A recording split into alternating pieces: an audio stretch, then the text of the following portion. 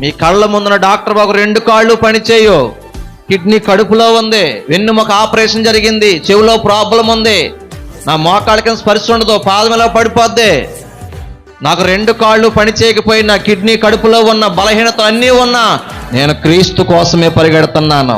My race for Christ, నా పరుగు క్రీస్తు కోసమే. అంటిల్ మై లాస్ట్ బ్రెత్, నా ఆఖరి శ్వాస వరకు యేసయ్య కోసమే.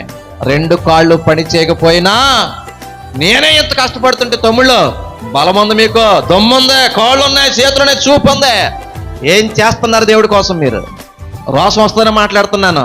2 కాళ్ళు పని చేయకపోయినా క్రీస్తు కోసం పరిగెడుతున్నా నేను వికలాంగున్నా, కాళ్ళు చేతులు బలము అన్నీ ఉండి యేసయ్య కోసం ఏమీ చేయలేని, సారీ మీరు వికలాంగులా. ఎన్ని రోజులు బ్రతికామన్నది కాదు, ఎంతకాలం బ్రతికామన్నది కాదు, బ్రతికిన ఒక్కరోజైన క్రీస్తు కోసం బ్రతకాలి. ఆమేన్, హల్లెలూయా. ఏదో ఉంది గతం, రాహాబుకి ఉంది గతం, మనకుంది గతం, అది చెడ్డదే, మన మంచోళమేమీ కాదు.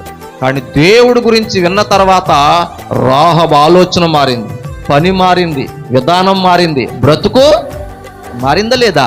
మారింది. ఎంత అంటే, నా ప్రాణం పోయినా పర్లే, దేవుని సేవకుల్ని కాపాడాలని దాచిపెట్టింది, దేవుని కోసం నిలబడింది. హల్లెలూయా.